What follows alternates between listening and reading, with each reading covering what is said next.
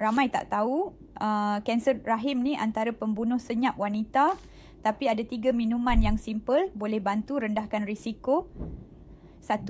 Teh hijau tanpa gula, kaya dengan EGCG, antioksidan power, lawan sel rosak.